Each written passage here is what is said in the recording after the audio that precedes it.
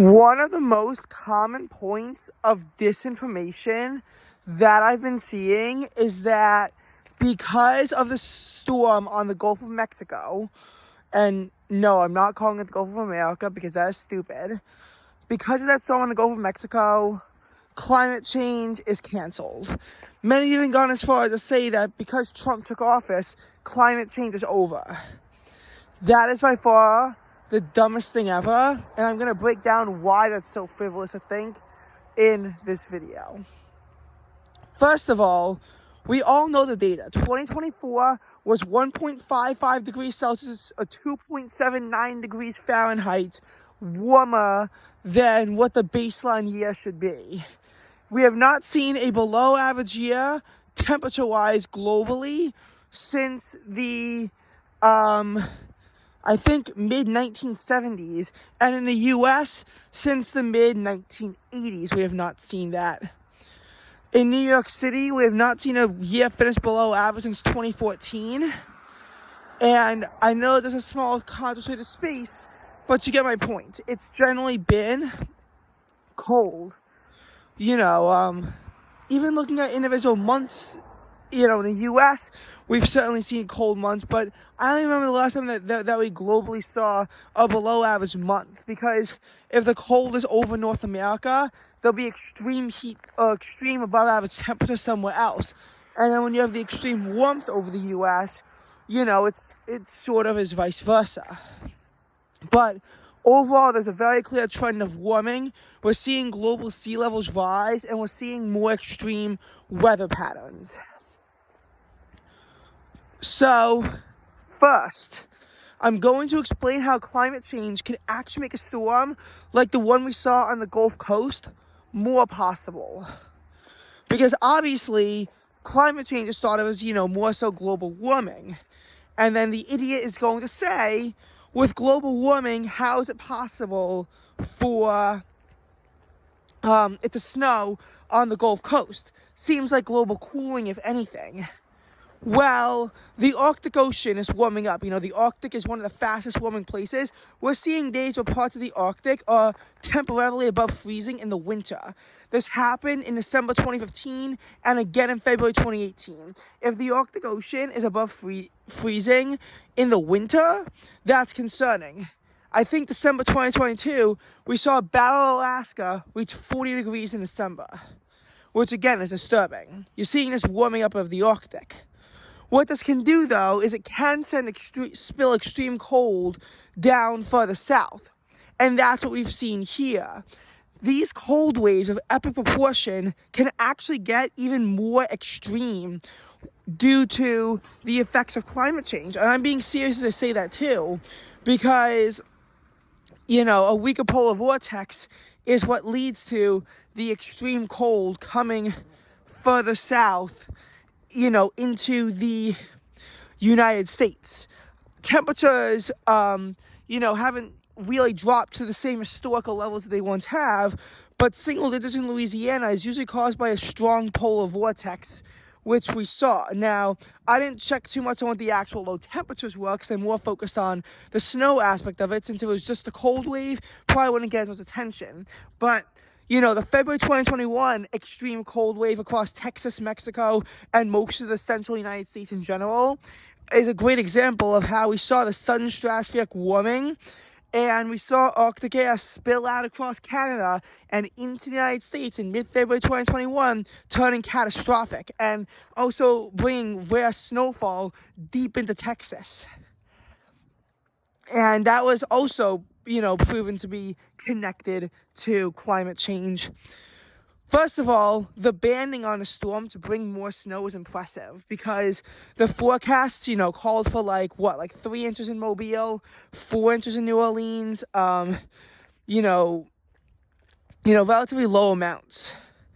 And yet what we saw was 8 inches in New Orleans and 7 inches in Mobile. So the banding on the storm was quite impressive. Better banding has been one of the things that's been associated with climate change. We haven't really seen heavy banding fuel any sort of winter storms in the Northeast, at least, in the New York area in the past 3 years. However, we have seen this take place with better banding and rainstorms that's led to more flash flooding. And even though I might not have seen this banding in the last 3 years, we've certainly seen super impressive banding lead to ultra heavy snowfall on days like February 1st, 2021, January 23rd, 2016, which was the largest snowstorm in New York City history, December 26th, 2010.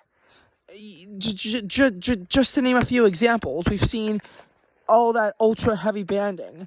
And January 29th, 2022, the last time we had snow that was more than a half foot, there was 2 feet of snow at Islip, which set an all-time record. Now, Islip has yet to have, even a 5-inch event since, but you get my point. You get my point that, about what we've seen going on through here. And there was extreme cold in January of 2024 as well. We saw, that winter storm in mid-January. It might have only brushed the mid-Atlantic, but parts of, deep Tennessee saw heavy snow. There were 30 fatalities in that winter storm. The extreme cold resulted in, I think, up to 89 deaths, at least 55, or possibly up to 89 fatalities. Record cold temperatures in January 2024. Now, the rest of the month is so warm that it got moderated out, but that's another example of how extreme cold sometimes, it can be caused by climate change, even though it seems like the opposite should be true. But this, gets you to what my big point is. On top of the fact that I said how climate change can cause an event like this, like causing Arctic air to spill out, which I've already said, climate is not the weather. New Orleans has seen big snowstorms before. The Gulf Coast has seen big snowstorms. February of 1895, there was a huge storm on the Gulf Coast.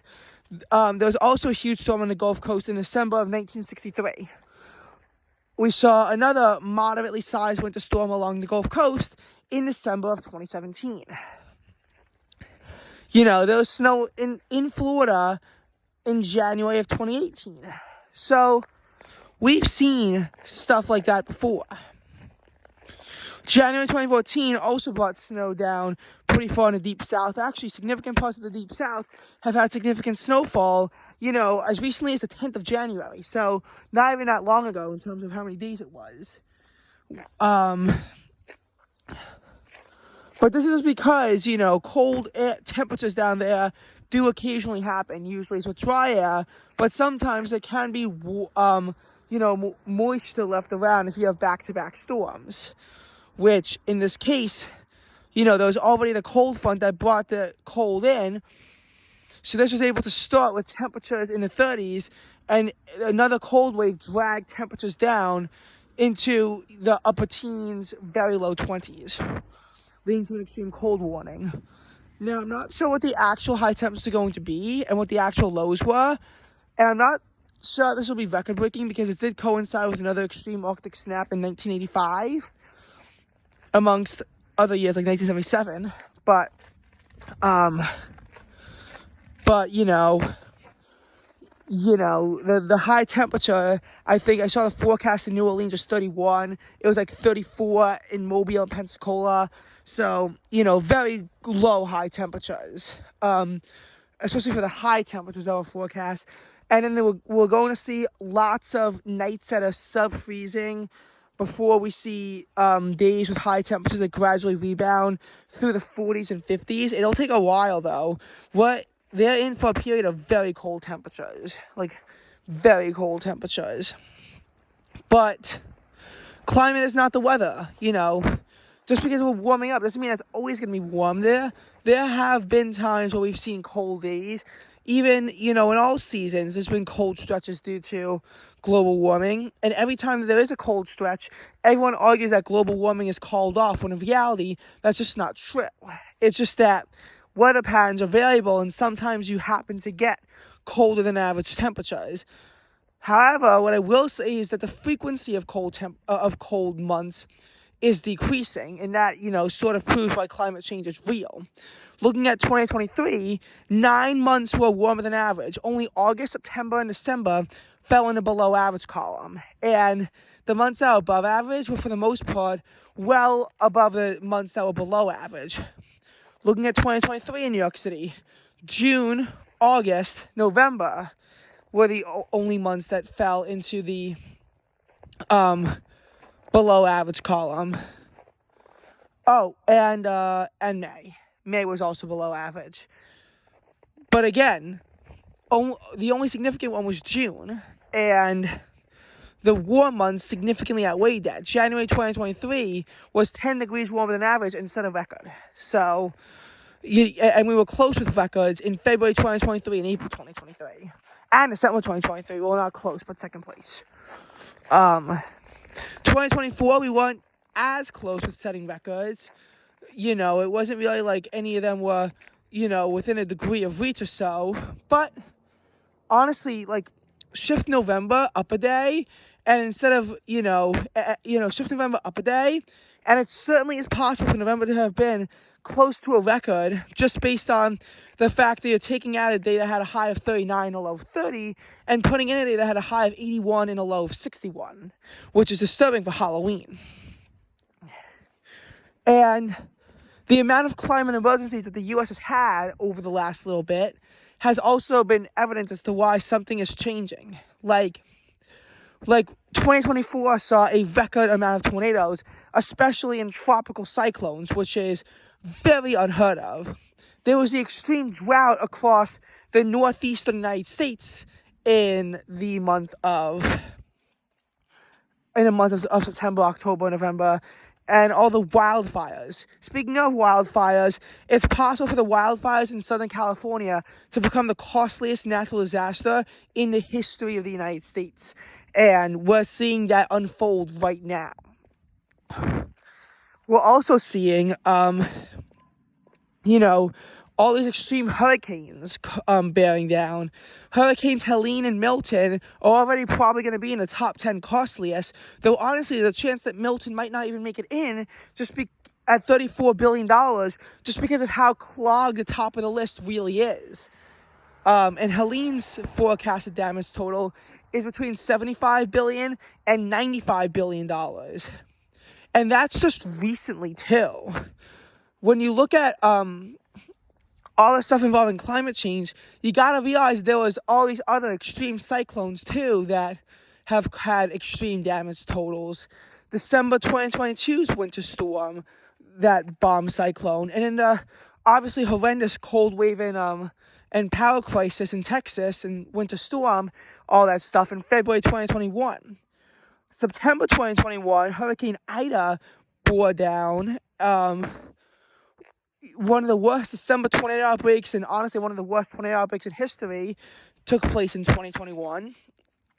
The Pacific Northwest had one of their deadliest weather events in history in the form of a heat wave in June of 2021, and extreme heat has actually been a common symptom of the last 3 summers.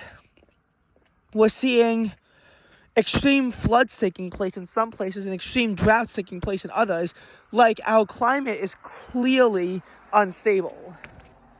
And as I say this, I'm getting a news alert from AccuWeather saying that there's a new fire in California that's grown to 5,000 acres. Like, I'm not even making this stuff up. Like, you can tell something is messed up with our climate. It's very concerning. And we need to do a video to just break down why anyone saying that climate change is called off is a moron.